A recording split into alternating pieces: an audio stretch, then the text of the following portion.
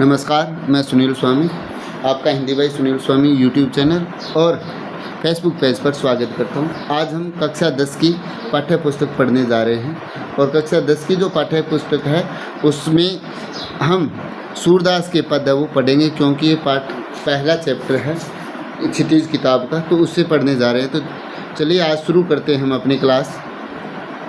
सूरदास का जन्म 1478 में माना जाता है। एक मान्यता के अनुसार इनका जन्म मथुरा के निकट रुणकता या रेणुका क्षेत्र में हुआ, जबकि दूसरी जो मान्यता है उसके अनुसार इनका जन्म स्थान दिल्ली के पास से ही माना जाता है। महाप्रभु वल्लभाचार्य के शिष्य सूरदास अष्टछाप के कवियों में सर्वाधिक प्रसिद्ध थे।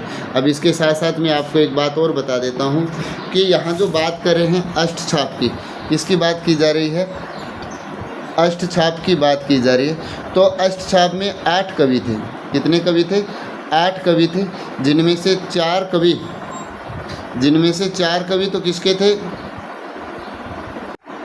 तो 8 कवि थे, जिनमें से 4 कवि तो किसके थे? तो 4 शिष्य थे, यानी हम क्या कह सकते हैं? उनको शिष्य कह सकते हैं। जो 4 शिष्य थे वो कौन कौन थे?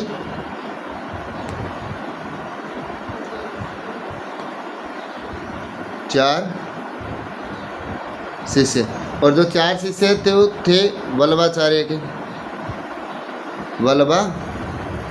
के, और 4 शिष्य किसके थे? 4 शिष्य थे विठलनाथ के। और अष्टछाप की जो स्थापना है वो करने वाले कौन थे? विठलनाथ ही थे। कौन थे?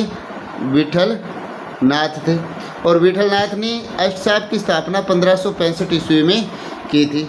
और इन 4 शिष्यों में से जो सबसे सर्वाधिक, या ये कह सकते हैं जिनकी सबसे अच्छी आवाज़ थी, वो सूरदास जी की थी। और सूरदास जी को वात्सल्य रस का सम्राट भी कहा जाता है। क्या कहा जाता है? वात्सल्य रस का सम्राट कहा जाता है। इन्हें जीवन उत्सव का कवि भी कहा जाता है। अब बात करते हैं, वे मथुरा और वृंदावन के बीच गौ घाट पर रहते थे। श्रीनाथ जी के मंदिर में भजन कीर्तन करते थे। सन 1583 को पारसौली में उनका देहांत हो जाता है, यानी निधन हो जाता है। उनके 3 ग्रंथों सूरसागर, साहित्य लहरी और सुर सारावली में सूरसागर ही उनका सर्वाधिक लोकप्रिय हुआ था। और अब मैं बात बताता हूँ आपको सूरसागर की। सूरसागर में श्री कृष्ण के जन्म से और निधन तक का वर्णन माना जाता है। कहा जाता है कि उनका जो वर्णन है वो कहाँ से लेकर है? गोकुल से, यानी ब्रज क्षेत्र से लेकर और मथुरा तक का वर्णन दिया गया है। और मथुरा के बाद भी एक जो गोपियाँ हैं उसका भी, जो विरह में रह रही थी, उनका वर्णन इन्होंने किया है। तो सूरसागर में जो ब्रह्मर गीत सार है, यानी सूरसागर का एक जो अंश है ब्रह्मर गीत, और जो ब्रह्मर गीत है इसका संपादन करने वाले कौन थे? इनका संपादन आचार्य रामचंद्र शुक्ल ने किया था। और आचार्य रामचंद्र शुक्ल ने ब्रह्मर गीत का जो संपादन किया था, और इसी ब्रह्मर गीत के द्वारा ही सूरदास जी ने क्या किया था? सूरदास जी ने निर्गुण भक्ति का खंडन किया था। निर्गुण भक्ति का तो क्या किया था? खंडन किया था। और सगुण भक्ति का क्या किया था? सगुण भक्ति का मंडन किया था। यानी सूरसागर में जो अंश है वो ब्रह्मर गीत, और ब्रह्मर गीत के माध्यम से सूरदास जी ने निर्गुण भक्ति का खंडन और सगुण भक्ति का मंडन किया था। ठीक, इसके बाद हम बात करते हैं सूरदास जी वो कैसे व्यक्ति थे। उन्होंने खेती और पशुपालन वाले भारतीय समाज का दैनिक अंतरंग चित्रण और मनुष्य की स्वाभाविक वृत्तियों का चित्रण सूरदास जी की कविताओं में मिलता है। सूरदास जी वात्सल्य और श्रृंगार के श्रेष्ठ कवि माने जाते हैं। कृष्ण और गोपियों का प्रेम सहज मानवीय प्रेम की प्रतिष्ठा सूर ने मानव प्रेम की गौरव गाथा के माध्यम से सामान्य मनुष्यों को हीनता बोध से मुक्त किया है। उनमें जीने की ललक पैदा की। उनकी ब्रज भाषा का निखरा हुआ रूप वह चलती आ रही लोकगीतों की परंपरा ही श्रेष्ठ कड़ी है। इसके बाद हम बात करते हैं, यहाँ सूरसागर के ब्रह्मर गीत से 4 पद लिए गए। कृष्ण ने मथुरा जाने के बाद स्वयं न लौटकर उद्धव के जरिए गोपियों के पास संदेश भेजा था। उद्धव ने निर्गुण ब्रह्मा एवं योग का उपदेश उद्धव ने निर्गुण ब्रह्मा एवं योग का उपदेश देकर गोपियों की विरह वेदना को शांत करने का प्रयास किया। गोपियाँ ज्ञान मार्ग की बजाय कौन से मार्ग को अपनाना पसंद करती है? तो प्रेम मार्ग को पसंद करते हैं। इस कारण उन्होंने उद्धव का सूचक संदेश पसंद नहीं आया। तभी वहाँ एक बहुरा आ पहुँचता है और यहीं से ब्रह्मर गीत का प्रारंभ होता है। गोपियों ने ब्रह्मर के बहाने उद्धव पर व्यंग्य बाण छोड़े, यानी उनके ऊपर तंज कसे। पहले पद में गोपियों की यह शिकायत वाजिब, यानी वाजिब का अर्थ क्या होता है? उचित लगती है कि यदि उद्धव कभी स्नेह के धागे से बंधे होते तो वे विरह की वेदना को अनुभव अवश्य कर पाते। दूसरे पद में गोपियों की स्वीकार उक्ति है कि उनके मन की जो अभिलाषाएं, उनके मन की अभिलाषाएं मतलब कामनाएं मन में ही रह गई। कृष्ण के प्रति उनके प्रेम की गहराई को अभिव्यक्त करते हैं। तीसरे पद में वे उद्धव की योग साधना को कड़वी ककड़ी जैसा बताकर अपने एकनिष्ठ प्रेम और दृढ़ विश्वास को प्रकट करती है। चौथे पद में उद्धव को ताना मारती है कि कृष्ण ने अब राजनीति पढ़ ली है। अंत में गोपियों द्वारा उद्धव को राजधर्म प्रजा का हित याद दिलाया जाता है, सूरदास की लोकधर्मिता को जो दर्शाता है। अब देखिए पहला पद हम पढ़ने जा रहे हैं। तो पहला पद क्या है? उद्धव तुम अति बड़भागी। हे उद्धव, तुम तो बहुत ही भाग्यशाली हो, बहुत बड़े भाग्यशाली हो। अपरस रहत स्नेह तगा। स्नेह तगा का अर्थ होता है स्नेह रूपी धागा।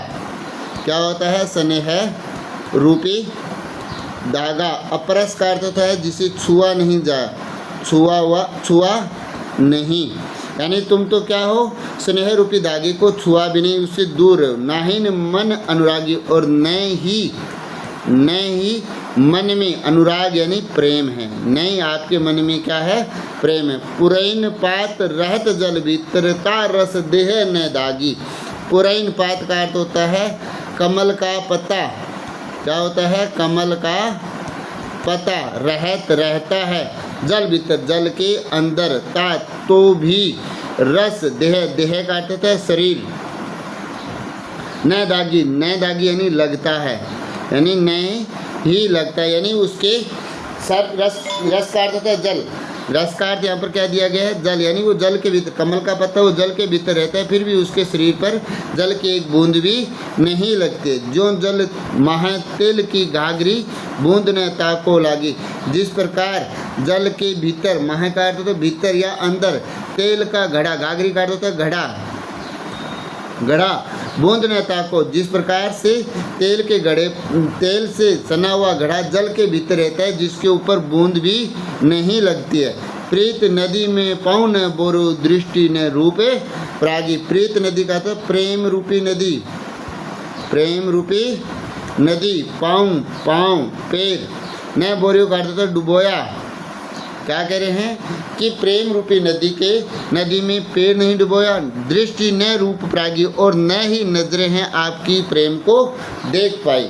सूरदास अबला हम बोली। सूरदास जी है वो गोपियों के माध्यम से कह रहे हैं कि हम तो भोली भाली अबला कमज़ोर हैं। गुड़ चांटी जो पागी, यानी हम तो उस तरह से भगवान श्री कृष्ण से प्रेम करने लगी जिस प्रकार से गुड़ के चिंटी लग जाती है और अपना जीवन है वो समाप्त कर लेती है, तब तक वो गुड़ का पीछा नहीं छोड़ती। और हम भी उसी तरह भोली भाली कमज़ोर स्त्रियां हैं जो भगवान श्री कृष्ण से प्रेम करने लगी। मन की मन ही मांझ रही, मांझ रही यानी मन के भीतर ही रख रही है। मन की जो इच्छाएं हैं वो मन के अंदर ही दबाए हुए हैं। कहिए जाई कौन पे उद्धव। हे उद्धव, किसको जाकर कहे? ना ही परत कही और ना ही हम हमारा रहस्य किसी से कह पाते।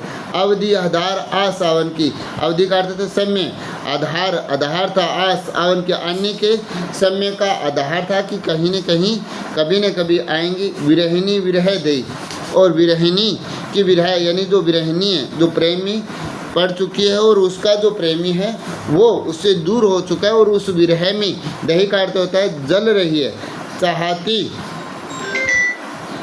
देखिए अवधि आधार आस आवन की, यानी आने के समय, क्या कह रहे हैं कि आने के समय के आधार पर उसके आने की आस में बैठी थी। तन मन विथा सही, यानी हमने तन और मन की पीड़ा को सहा। अब इन जोग संदेशनी, अब इन जोग का अर्थ योग संदेशनी, संदेशों को सुनकर विरहनी विरह दई, और जो विरहनी है, जो प्रेम में पागल हो चुकी है, वह उसके प्रेम में विरह में जल रही है। चाहती होते गुहारी जित ही ते उतते धार भई, जिसको भी चाहा, जिसको भी पुकारा, उसने भी, वह भी उसी की प्रेम की धारा में बहते गए। सूरदास जी कहते हैं अब धीरे धरई क्यों मर्यादा न लई। सूरदास जी कहते हैं अब धैर्य क्यों धारण किया जाए, मर्यादा क्यों नहीं रखी जाए। तीसरा पद क्या है, हमारे हरिल की लकड़ी। हमारे हरि का यहाँ पर श्री कृष्ण की बात करें कि हमारे श्री कृष्ण है वो हरिल पक्षी की लकड़ी के समान है। जिस प्रकार से हरिल पक्षी हमेशा अपने पंजों में लकड़ी पकड़े रखता है, उसी तरह से हमने भी हमारे जो श्री कृष्ण है उनको मन कर्म वचन नंद नंदन और मन कर्म और वचन से नंद के पुत्र, नंद नंदन का अर्थ था श्री कृष्ण की बात करें, और श्री कृष्ण को और हृदय में यह दृढ़ करे पकड़ी, यह निश्चय करके पकड़ा हुआ है। जागत सोवत स्वप्न दिवस निशी, जागते हुए सोते हुए स्वप्न में दिन और रात काने काने जिक्री, और काने काने श्री कृष्ण कर रही है। सुनत जोग लागत है ऐसो जो करोई ककरी, सुनने में योग ऐसे लगता है जैसे कोई कड़वी ककड़ी हो। सूतो व्याधि हमको ले, ऐसी व्याधि क्या ले आए जो देखी सुनी न करी, न तो हमने देखा है और न ही सुना है। या तो सुर तिन्हीं ले सौंपो जिनके मन चक्री, यह तो सूरदास जी कह रहे हैं कि यह तो उन लोगों को सौंप दो जिनके मन में क्या है, हमेशा जिनका मन स्थिर नहीं रहता। हमारा मन तो श्री कृष्ण भगवान के ऊपर स्थिर रह गया। अंतिम पद क्या है, हरि है राजनीति पढ़ाए। हरि श्री कृष्ण है वो राजनीति पढ़ाए। समुझी बात कहत मधुकर के समाचार पाए, सारी बात समझकर, मधुकर यानी उद्धव से सारे समाचार प्राप्त के। एक अति चतुर होते, एक तो वो पहले से ही चतुर थे, अब गुरु ग्रंथ पढ़ाए। अब वो क्या है, गुरु ग्रंथ भी पढ़ाए। बड़ी बुद्धि जानी जो उनकी, अब उन्होंने जो उनकी जो बुद्धि है वो बढ़ गई है, और इसलिए उन्होंने हमारे लिए पढ़ाई करता था वेद, हमारे लिए जो रूपी संदेश है वो उद्धव भले लोग, हे उद्धव पहले के जो लोग हैं वो भले थे पर हित डोलत, अब दूसरों के हित में डोल रहे हैं। अब अपने मन फेर पाई, और अब उन्होंने अपना मन है वो फेर लिया, दूसरी तरफ कर ले। चलत जू हूते चुराए, और चलते हुए उन्होंने हमारा हृदय चुरा लिया। ते क्यों अनीति करे अपन, और वो अपनी अनीति क्यों करें, जे और अनीति, दूसरों की अनीति अन्याय को छुड़ाने की बात करें और खुद अनीति करें। राजधर्म तो यही है, सूरदास जी करेंगे राजधर्म तो यही कि जो प्रजा न जाए सताए, जो प्रजा को नहीं सताया जाए। ये था अपना चैप्टर सूरदास के पद जो हमने कंप्लीट किया है। उम्मीद करता हूँ सबको अच्छा लगा होगा, और वीडियो अच्छा लगे तो लाइक शेयर कमेंट ज़रूर करें, और चैनल पर पहली बार आए तो सब्सक्राइब करें। धन्यवाद।